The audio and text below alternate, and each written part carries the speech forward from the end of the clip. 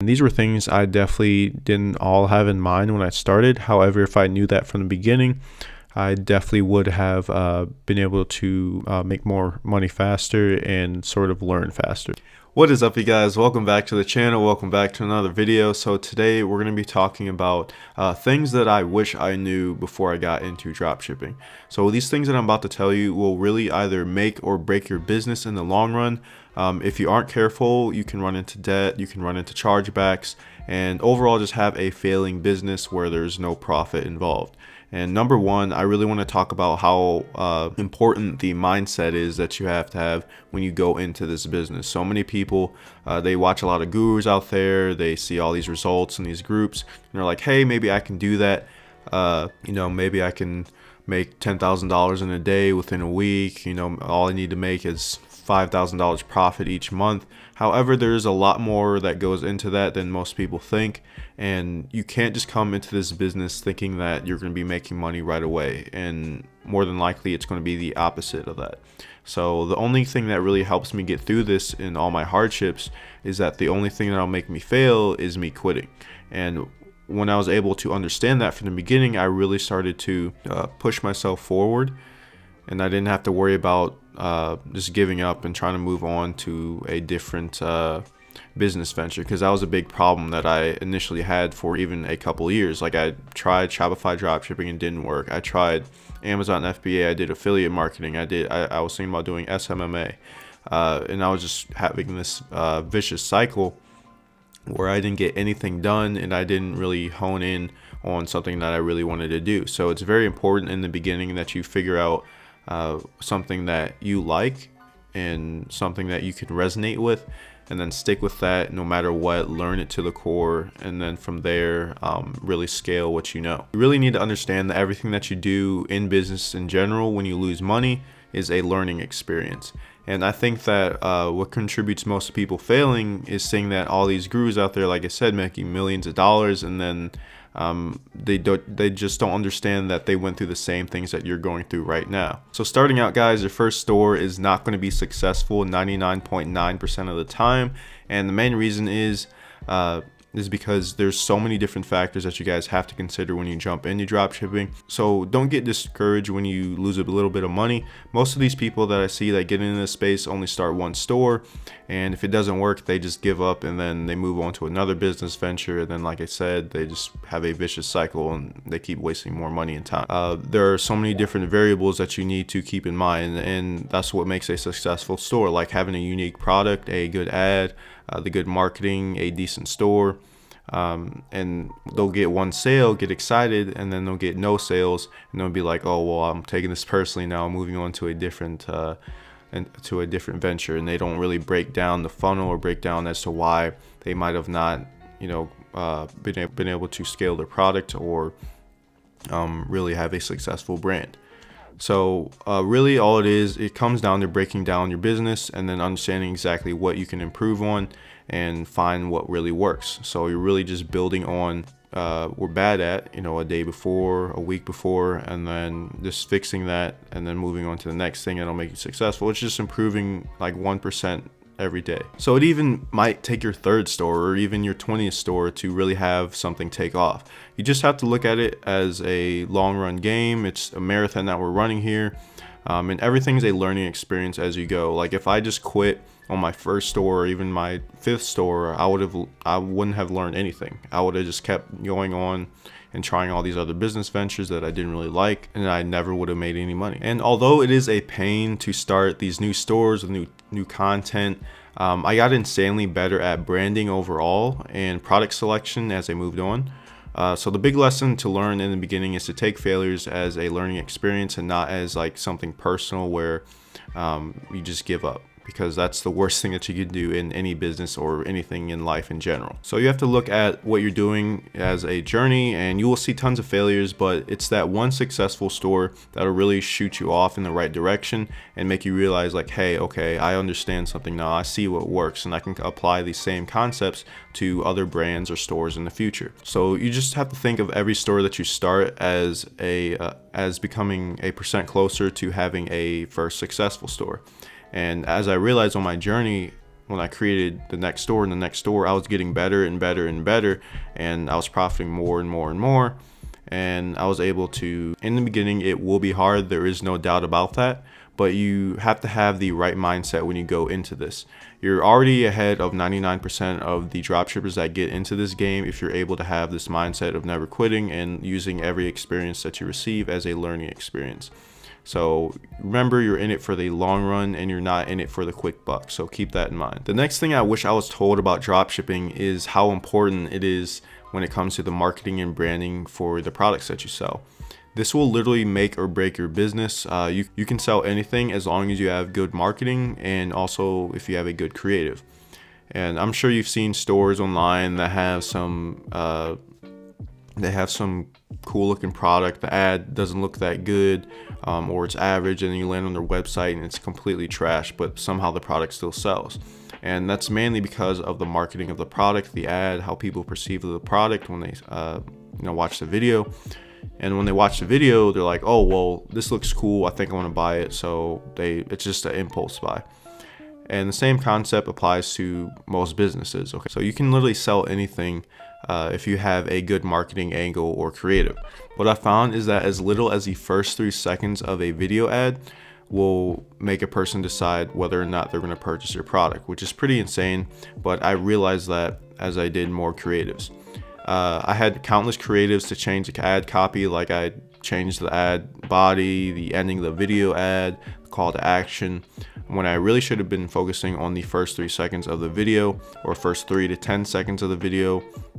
And you really have to think of this as a first impression when people see your video when they're scrolling on Facebook or whatever platform you're using. And this makes the biggest difference. So even when you're testing, that's really all you want to touch is the first 3 to 10 seconds. You can even have a crappy looking store like I mentioned before. If the marketing angle is good, people will buy it. So if anything, you need to focus on your marketing skills when it comes to ad creatives that convert. Do not put too much time and effort into the store or even trying to find a crazy winning product. And that's a big mistake that a lot of people make. And read books on or just watch videos on how to create effective video ads. There's tons of content out there, free content. And if you have some extra budget in the beginning, what I highly recommend is you outsource your video ads, or you get custom videos for your product, or you can even film your product yourself, or just have the product sent over to a studio, or someone on Fiverr. They can do that within your budget, and I promise you will thank yourself in the long run. The main reason why marketing is so important is because it's how people perceive your brand, and this is a connection that someone has when they watch a video of your product and land on your website. The ability to capture a viewer when they're scrolling to watch your video ad is so essential in dropshipping. Like, it will literally define a business that makes $10,000 a month from a business that makes over $100,000 a month. And the next thing that I want to talk about is winning products just do not exist. Okay, anything can be a winning product, so don't get stuck in this crazy phase of trying to find something that everyone else is selling. And being in this phase in general it's analysis paralysis. Like, you're going to be looking at products day in, day out. You'll have a list of products that you look at all the time. You look at all the stats, how many are selling, all the different sellers out there, and you wind up not selling anything. And this is because people overanalyze this phase for dropshipping. And don't be that guy. Like I've mentioned in previous videos, all that matters is how you brand your product, what brand feel and attention grabbing aspect your customer sees when they land on your store. I mean, I literally sold wireless chargers that anyone could sell. Like, there were a bunch of other sellers on Amazon or even eBay. But because I branded my product so well, people wanted to buy mine over all the crappy ones, and I was able to have a high average order value, almost sell these units for $100 a piece. So if you're trying to convince somebody as to why they should purchase your product over someone else's, you need to have a killer ad for it. And you're going to be already one step ahead of everyone else that jumps on the product that you're doing. So that's why I highly recommend that you guys do custom ads, or just send the video or send your product over to somebody that knows what they're doing. And this also goes for untapped or niche spaces as well on Facebook, or for products. So let's say you find a product that is specifically made for mountain bikers or fishermen. If you can cater the product to a specific group of people, you'll really be able to dominate the market around that product. And I mean, look at Dr. Squatch. Like, they literally just sell bars of soap. How many other people out there you think are trying to sell bars of soap on Amazon or on Facebook?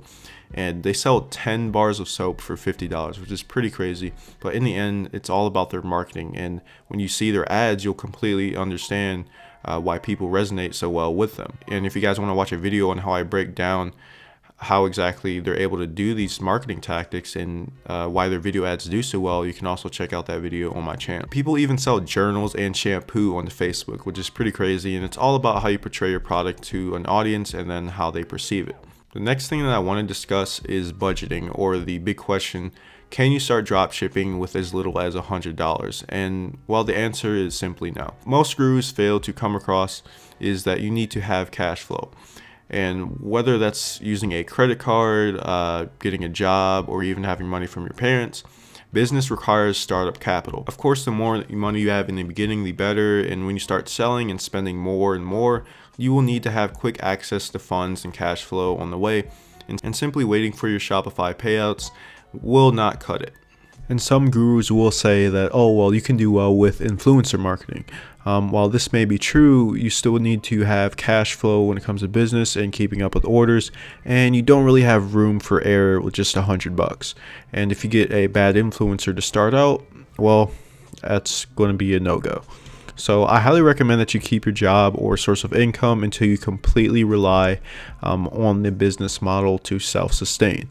As long as you have good credit to start, you should be able to get approved for most credit cards.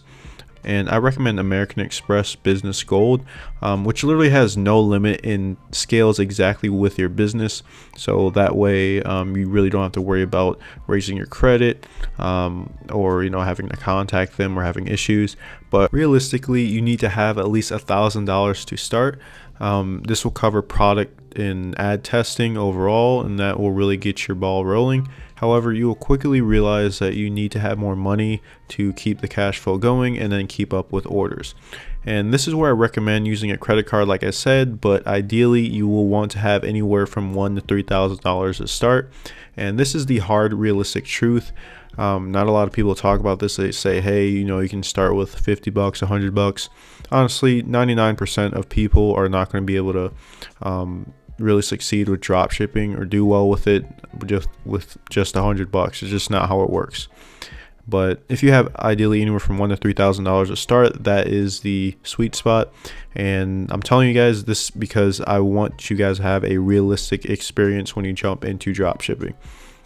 So make sure you save up that money and then also invest a good chunk into ads.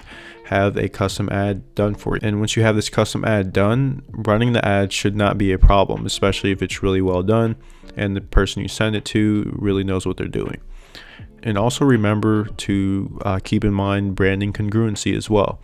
And as I always mention, this basically means to have consistency between your ad, product, and website when it comes to the colors, the pictures. Just everything sort of meshes well together. And this can be compared to other brands that you see out there like Dr. Squatch or Manscaped.